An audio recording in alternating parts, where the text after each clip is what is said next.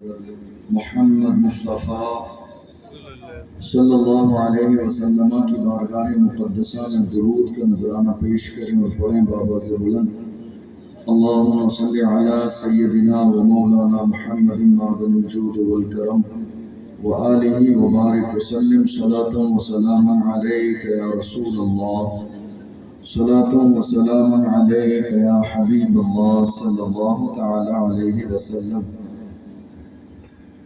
اللہ کا لاکھ لاکھ شکر اور اس کا احسان عظیم کہ اس نے ہمیں اور آپ سب کو آج کی اس عظیم الشان محفل میں آنے کا موقع عطا فرمایا۔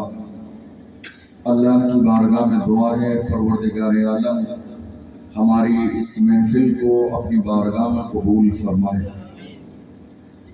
بڑی خوشی کی بات ہے، ہمارے اور آپ کے لیے سعادت کی بات ہے، ملک کے کونے کونے میں جس شخصیت نے اپنی زبان و ادب، اپنی فکر، اپنے کردار و اخلاق سے ایک الگ شناخت اور پہچان بنائی، موجودہ دور میں سرکار غوث اعظم کا عشق اور دیوانگی جن کی پہچان ہے، بڑے بھائی مخدوم گرامی وقار حضرت علامہ مولانا آصف رضا سیفی صاحب قبلہ سے بہت ہی سنجیدہ، بہت معلوماتی بہترین خطاب آپ نے سماعت فرمایا۔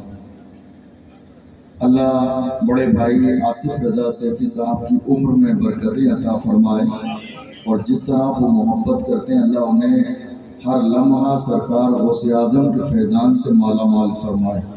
ہم سب کو بھی سرکار غریب نواز اور غوث اعظم کے فیضان سے مالا مال فرمائے، اور الحمدللہ اس علاقے کے ذمہ دار علماء، ائمہ، حفاظ، صاحب سجادہ تمام لوگ یہاں جلوگر ہیں، اور بہت اچھی محفل ہے، بڑا خوبصورت کلام ابھی ہمارے بھائی نے پڑھا۔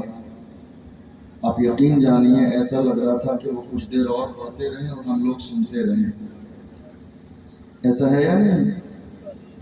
لیکن وہ وقت میں گنجائش نہ ہونے کی وجہ سے شاید انہوں نے سمجھداری کا ثبوت پیش کرتے ہوئے بہت مختصر پڑھا، اور اچھے لوگ، سمجھدار لوگ ایسے ہی ہوتے ہیں، سمجھ رہے ہیں؟ اللہ تعالیٰ ہمارے بھائی کو مزید ترقیاں اور کامیابیاں عطا فرمائے۔ میری آواز آپ تک پہنچ رہی ہے؟ آپ کے سننے میں وہ جان نہیں ہے جو ہونی چاہیے۔ ہمارے بڑے بھائی ابھی آپ کو جگا رہے تھے۔ جاگنا موجودہ دور کی سب سے بڑی ضرورت ہے۔ جو قومیں سوچ آتی ہیں دنیا ان کے نام و نشان کو مٹانے کی تیاری کر لیتی ہے، اور جو قومیں جاگتی رہتی ہیں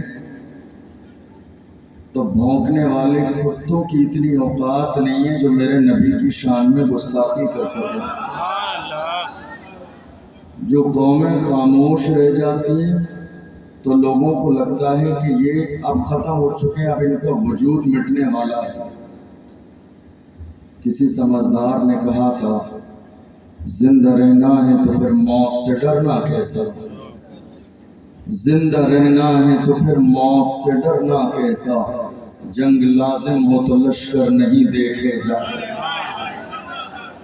زندہ رہنا ہے تو پھر موت سے ڈرنا کیسا، جنگ لازم ہو تو لشکر نہیں دیکھے جاتے۔ مجھے نہیں معلوم آپ کے سننے کا انداز کیا ہے اور آپ کیا سنتے ہیں، کیا سننا چاہتے ہیں، میں شروع میں بتا دوں، لیکن مجھے فضیلتیں اور کرامتیں بیان کرنا بالکل بھی نہیں آتا، چونکہ بہت زمانہ گزر گیا ہمیں اور آپ کو فضیلتیں اور کرامتیں سنتے سناتے۔ آج ضرورت اس بات کی ہے کہ ہم حقیقت کا سامنا کریں کہ ہم کہاں کھڑے ہوئے۔ میں آئینہ ہوں دکھاؤں گا داغ چہرے کے، جسے خراب لگے سامنے سے ہٹ جائے۔ اور ضرورت اس بات کی ہے کہ جو حالات ہیں اس پر بات ہونی چاہیے، اس پر تبصرہ ہونا چاہیے۔ دنیا اپنے بارے میں سوچ رہی ہے، اپنی قوم کے بارے میں سوچ رہی ہے، تنہا مسلمان ایسے ہیں پتہ ہی نہیں چل رہا یہ قوم کیا کرنا چاہتی ہے آج کے زمانے میں۔ پورے ملک میں آپ نظر دوڑائیے، جتنا ظلم آج کے زمانے میں قوم مسلم پر ہو رہا ہے پورے ملک میں، اتنا ظلم انگریزوں کے زمانے میں بھی نہیں ہوا تھا۔ جتنا ظلم آج کے زمانے میں ہو رہا ہے، آپ بتائیے ذمہ دار کون ہے اس کا؟ آپ اپنا دامن جھاڑ دیں گے، کوئی کسی پہ الزام لگا دے گا، کوئی کسی پہ الزام لگا دے گا۔ سچی بات یہ ہے کہ ذمہ دار ہم اور آپ سب ہیں۔ کیوں؟ 2025 سے ہم اور آپ گزر رہے ہیں، مگر افسوس میری قوم کو آج تک یہ سمجھ میں نہیں آیا کہ کہاں بولنا ہے اور کہاں خاموش رہنا ہے۔ قوم مسلم کا آج حال یہ ہے، جب ہمیں خاموش رہنا چاہیے تو ہم بولتے ہیں، اور جب ہمیں بولنا چاہیے تو یہ جب سے الٹا ہو گیا۔ ہمیں بولنا کب چاہیے تھا؟ جب حضور کی عزت کی بات آئی تھی۔ ہمیں بولنا کب چاہیے تھا؟ جب ناموس رسالت کی بات آئی تھی۔ ہمیں بولنا کب چاہیے تھا؟ جب وقف بل کی بات آئی تھی۔ ہمیں بولنا کب چاہیے تھا؟ جب اذان کی پابندی کی بات آئی تھی۔ ہمیں بولنا چاہیے کب تھا؟ جب سی اے اور این آر سی کی بات آئی تھی۔ ہمیں بولنا کب چاہیے تھا؟ جب قوم مسلم کی 8 سال کی بچی آصفہ کے ساتھ گینگ ریپ ہوا تھا، ہمیں تب بولنا چاہیے تھا۔ مگر افسوس اس زمانے میں ہم خاموش رہے۔ ہم نے آج تک کیا کیا جانتے ہیں آپ؟ ہم نے آج تک صرف اپنوں کی ٹانگیں کھینچی ہیں، بس۔ کیا کیا ہے ہم نے آج تک؟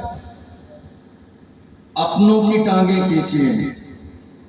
ہمارے یہاں قدر کی جاتی ہے قبر میں جانے کے بعد۔ انسان جب تک دنیا میں رہتا اس کی قدر نہیں کی جاتی۔ آپ کو ایک جملہ سننا ہے نا، انسان بہت اچھا تھا، اس کے لیے پہلے مرنا پڑے گا۔ آپ کو مرنا پڑے گا۔ جب آپ مر جائیں گے، دفن کر دیے جائیں گے، جب شام میں لوگ بیٹھیں گے، آپ کا ذکر چلے گا، تب یہ جملہ سننے کو ملے گا کہ انسان بہت اچھا تھا۔ جب تک آپ زندہ رہیں گے یہ قوم کبھی آپ کے لیے ایک حوصلہ افزائی کا جملہ نہیں بولے گی۔ یہ تنگ دلی آج قوم مسلم کے اندر ہے۔ آپ کو معلوم ہے ہمارا کوئی پلیٹ فارم ہو، ہر جگہ اختلاف۔ مسجد اور مسجد کی کمیٹی میں اختلاف، مدرسے اور مدرسے کی کمیٹی میں اختلاف، عوام میں اختلاف، بڑی معذرت کے ساتھ ہمارے علماء میں اختلاف، علاقوں میں اختلاف، ہمارے ائمہ میں اختلاف۔ اب جو سچ ہے وہ بولا جائے گا۔ سارے لوگ اختلاف کر رہے ہیں، پھر یہ شکوہ کس سے ہے کہ حالات بہت زیادہ خراب؟ ان حالات کا ذمہ دار کون ہے؟ ہم زمانے کو بیٹھ کر کوس رہے زمانہ بہت خراب ہے، حالانکہ مولا کائنات نے فرمایا زمانے کو گالی مت دو، زمانہ ہم سے ہے، ہم زمانے سے نہیں ہیں۔ ہم زمانے کو کوس رہے بیٹھ کر حالات بہت خراب ہیں، لیکن ذمہ دار کون ہے؟ ذمہ دار آج ہم اور آپ ہیں۔ مسجدیں اختلاف کی جگہ نہیں ہیں، مدرسے اختلاف کی جگہ نہیں ہیں، خانقاہیں اختلاف کی جگہ نہیں ہیں، علماء اختلاف کے لیے نہیں ہیں۔ اختلاف اگر علمی ہو تو رحمت، اور اگر اپنی ذات کے لیے ہو تو زحمت. ہر جگہ اختلاف ہے. میں آپ کو بتاؤں، آج ضرورت اس بات کی ہے 2025 میں جلسہ کرائیے، مگر مزے کے لیے نہیں، جلسہ کرائیے قوم کو جگانے کے لیے. جلسہ اس لیے مت کرائیے کہ نعرے بہت لگیں گے، جلسہ اس لیے مت کرائیے کہ بڑا نام ہو جائے گا، جلسہ اس لیے نہ کرائیے کہ ہم نے بڑا مشہور خطیب بلا لیا. جلسے کی کامیابی یہ نہیں ہے کہ آپ کے یہاں لوگ زیادہ آ گئے. جلسے کی کامیابی بزرگوں نے فرمایا وہ جلسہ کامیاب ہے جس کے بعد کوئی ایک تحریک پیدا ہو. جس علاقے میں جلسہ ہو وہاں ایک تحریک پیدا ہو، سمجھ لیجئے جلسہ کامیاب. اور جس علاقے میں ایسا نہ ہو، سمجھ لیجئے کہ جلسہ مزے کے لیے ہوا، لیکن اس کا جس لیول پہ فائدہ ہونا چاہیے تھا وہ فائدہ ہوا نہیں. آج ہم اور آپ یہاں بیٹھے پوری رات ہم اور آپ جلسے کر لیتے ہیں. ہم میں سے بہت سارے لوگ نہ جلسے کے مقصد سے واقف ہیں، نہ جلسے کا کیا معیار ہے، ہمیں کیا سننا ہے، کیا سمجھنا ہے، کوئی مقصد ہی نہیں ہے. یاد رکھیے گا، جلسہ کرانے سے پہلے ایک ضروری چیز یہ ہے کہ آنے والے مہمان کو یہ بتائیے کہ آپ کو ہمارے علاقے کی ضرورت یہ ہے اور بولنا یہ ہے. آج پوری رات کے ہمارے جلسے ہو جاتے ہیں، ہم لوگ روزانہ جلسے میں جاتے ہیں. کتنی بار بیٹھ کر کتنے لوگوں کی تقریر سننے کو ملتی ہے، سن کر افسوس ہوتا ہے جیسے کوئی مطلب ہی نہیں ہے. سمجھ رہے ہیں آپ؟ جلسہ بے مقصد نہیں، جلسہ بامقصد کرائیے. الحمدللہ میں یہ بات آپ کے جلسے کے لیے نہیں کہہ رہا ہوں، آپ کا جلسہ بہت کامیاب ہے. جہاں اتنی عظیم شخصیتیں موجود ہوں، الحمدللہ وہ جلسہ ناکام کیسے ہو سکتا ہے. لیکن میں اپنے جوانوں سے ہمیشہ یہی کہتا ہوں، جوانوں جلسے میں اس نیت کے ساتھ بیٹھو کہ ہم اپنے اندر ایک نئی فکر پیدا کریں گے، موجودہ دور میں جاگیں گے بھی اور اپنی قوم کو جگانے کی کوشش بھی کریں گے. بھیا ایک جگہ اس کو سیٹ کر دیجئے، مائک والے بھی کیا لگاتار جو ہے نا اپنی انگلی کا استعمال کرتے رہتے ہیں. اس میں ذرا سا تیز بول رہا ہوں تو اس کی آواز بڑبڑاہٹ پیدا ہو رہی ہے، اس کو صحیح کیجیے. آج اللہ کا احسان ہے کہ اتنی بڑی محفل میں ہم اور آپ حاضر ہیں. اب ذرا غور کیجئے، پورے ملک میں آج حالات جو بنے ہوئے ہیں وہ ہماری نگاہوں کے سامنے ہیں، اور سوشل میڈیا کا استعمال ہم اور آپ کرتے ہیں تو ایسی کوئی بھی چیز نہیں ہے جو ہماری نظر سے پوشیدہ ہو. ہم دیکھ رہے ہیں پورے ملک میں حالات دن بدن بگڑتے چلے جا رہے ہیں. ہم بیٹھ کر افسوس تو کر رہے ہیں، ہم نے موبائل میں کوئی نیوز دیکھی اور اس کو آگے بڑھا دیا. آپ کی ذمہ داری پوری ہو گئی. آپ کیا سوچ رہے ہیں؟ فلاں شہر میں آگ لگی، آپ نے نیوز آگے بڑھا دی. آپ کو اس بات کا احساس نہیں کہ یہ آگ تیزی کے ساتھ آپ کے شہر تک بھی آنے والی ہے. یہ جو نیوز آپ نے آگے بڑھائی ہے، یہ آگ آج نہیں تو کل آپ کے دروازے تک بھی پہنچے گی، لیکن آپ نے اسے نظر انداز کر دیا. آج حالات ملک کے کونے کونے پر ہماری نگاہوں کے سامنے ہیں. ہمارے ہاں سب سے افسوسناک صورتحال یہ ہے کہ جس موضوع پر بات ہونی چاہیے اس موضوع کو ٹچ بھی نہیں کیا جاتا ہے، اور بڑی کانفرنس اور جلسے مکمل ہو جاتے ہیں. آج حالات اتنے زیادہ بگڑ گئے، کوئی ایسی چیز باقی نہیں ہے. ہماری اور آپ کی جو سلامت ہو، ہر چیز پر حملہ ہے. مسجد سے لے کے مدرسے تک، مدرسے سے لے کے خانقاہ تک، خانقاہ سے لے کے نماز تک، نماز سے لے کے ہمارے علماء تک. तकरीबन 8 महीने से ज्यादा का जमाना हमारे एक आलिम हजरत मुफ्ती सलमान अजहरी साहब ने जेल में गुजारा। 2.5 साल से ज्यादा का जमाना गुजर गया। हजरत मौलाना कमर गनी उस्मानी साहब आज भी जेल में हैं। शायद हमारी कौम को उनका नाम भी याद नहीं है। आप जानते हैं ये हालात दिन ब दिन बिगड़ते क्यों चले जा रहे हैं? क्योंकि मेरी कौम को जहां जागना चाहिए था वहां मेरी कौम सो रही थी, जहां मेरी कौम को बोलना चाहिए था वहां मेरी कौम खामोश थी, जहां मेरी कौम को खड़ा होना चाहिए था वहां मेरी कौम गफलत की जिंदगी गुजार रही थी। हालात बिगड़ते चले जा रहे हैं। हैरानी की बात यह है, इस मुल्क के कोने कोने में कौम मुस्लिम के बारे में दुनिया ये सोच रही है कि हिंदुस्तान की सरजमीन पर ये कलमा पढ़ने वाले किराएदार हैं। आज नहीं तो कल, कल नहीं तो परसों इन्हें हिंदुस्तान की सरजमीन से रुखसत कर दिया जाएगा और मुल्क हिंदुस्तान की सरजमीन पर इस्लाम न रहेगा, कुरान न रहेगा, कुरान की बात न रहेगी। मैं बड़ी मोहब्बत के साथ कहता हूँ, इस्लाम के मिटाने का ख्वाब देखने वाले याद रखें, फानूस बन के जिसकी हिफाजत हवा करे वो शम्मा क्या बुझे जिसे रोशन खुदा करे।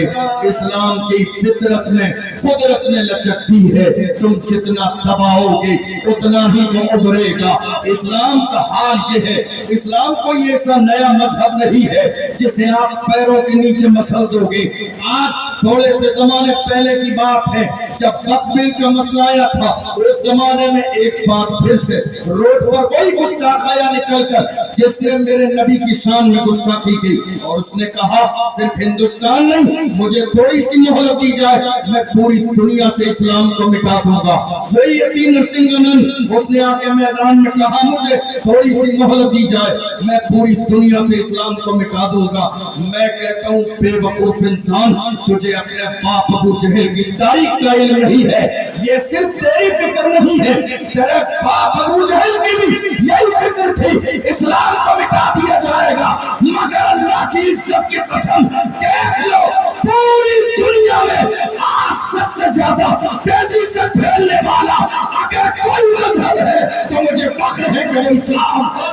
नारे तकबीर, नारे रिसालत, मजहब इस्लाम, मसलके आला हज़रत, उनसे हाकिमी, फैज़ाने हाकिमी, खानदाने हाकिमी।